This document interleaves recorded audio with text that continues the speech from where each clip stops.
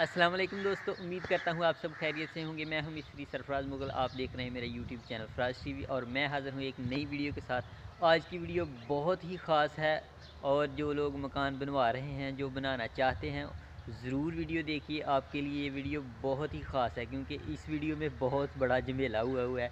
और ये मेरे पीछे आप देख रहे हैं मकान मुकम्मल तैयार है। इनके मकान को मुकम्मल सारा को मुकम्मल तैयार है, टाइल मार्बल लगा हुआ है। लेकिन 1 साल बाद ही इनके मकान का एक ऐसा नुकसान हुआ है कि जो आपका ना हो, वो इस वीडियो में मैं आपको बताने वाला हूँ कि आप इस नुकसान से बच सकें।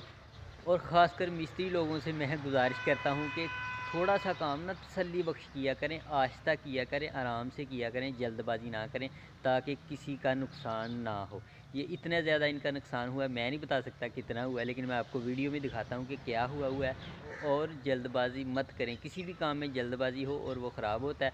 और मुझे नहीं पता ये क्या हुआ है, क्यों हुआ है, कैसे हुआ है, ये नहीं मुझे पता। लेकिन अब इन्होंने मुझे बुलाया हुआ है कि इस काम का हल करना है, इसे कैसे ठीक करना है। मैं इसका मरम्मत करने आया हुआ हूँ, ठीक है, ये मैं आपको बताता हूँ। और घर बनवाने वालों से भी एक मेरी छोटी सी गुजारिश है कि जब भी आप काम करवाते हैं, सिर्फ थोड़ा सा ना कारीगरों के जहन में ये बिठा दिया करें, यार काम आराम से करना है और सही करना है, दोबारा ना हमें करवाना पड़े।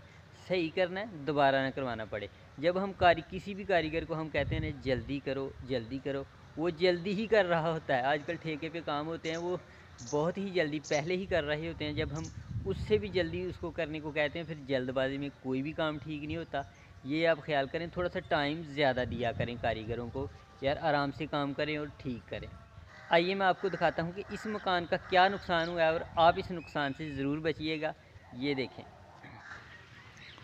ये देखें, मकान की लोकेशन देखें, बहुत ही खूबसूरत मकान है। ये देखें, ये आपको नज़र आ रहा है ना, यहाँ पे सीलिंग हुई थी। ये देखें, ये सीलिंग हुई थी और ऊपर टाइल भी लगी हुई थी सीलिंग के ऊपर, ठीक है। और ये सारी की सारी नीचे बारिश की वजह से सारी नीचे गिर गई है। यही नहीं, ये देखें, ऊपर देखें,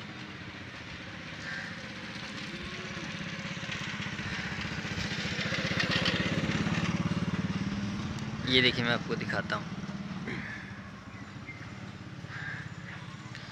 ये देखें, ये सारी इसके बराबर सीलिंग हुई थी सीधी लेवल के मुताबिक, और इसके बराबर साल के बराबर ये टाइल लगी हुई थी। सीलिंग के ऊपर ही टाइल लगी हुई थी और बाहर सीलिंग भी कर दी हुई थी। बारिश के साथ ये सीलिंग भी गिर गई, टाइल भी गिर गई, ठीक है।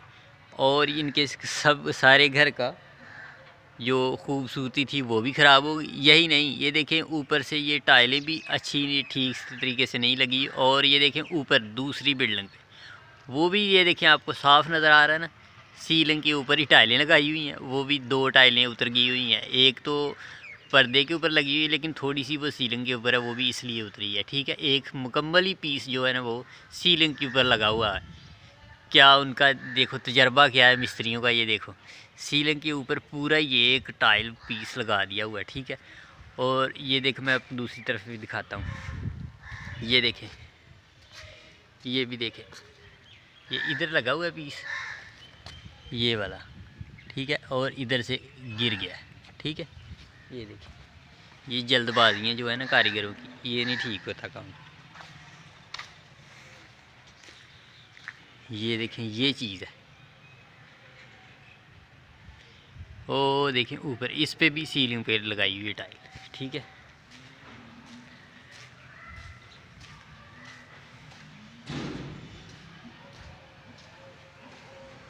यहाँ पे भी ये देखें, ठीक है।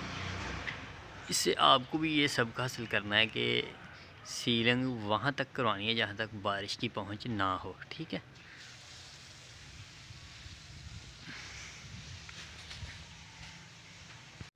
ये थी दोस्तों हमारी आज की वीडियो अगर आपको पसंद आई हो तो वीडियो को लाइक ज़रूर कर दीजिए। और अगर आप चैनल पर नए हैं तो हमारे चैनल फराज टीवी को सब्सक्राइब ज़रूर कीजिए। मिलते हैं एक नई वीडियो के साथ। अल्लाह हाफिज़।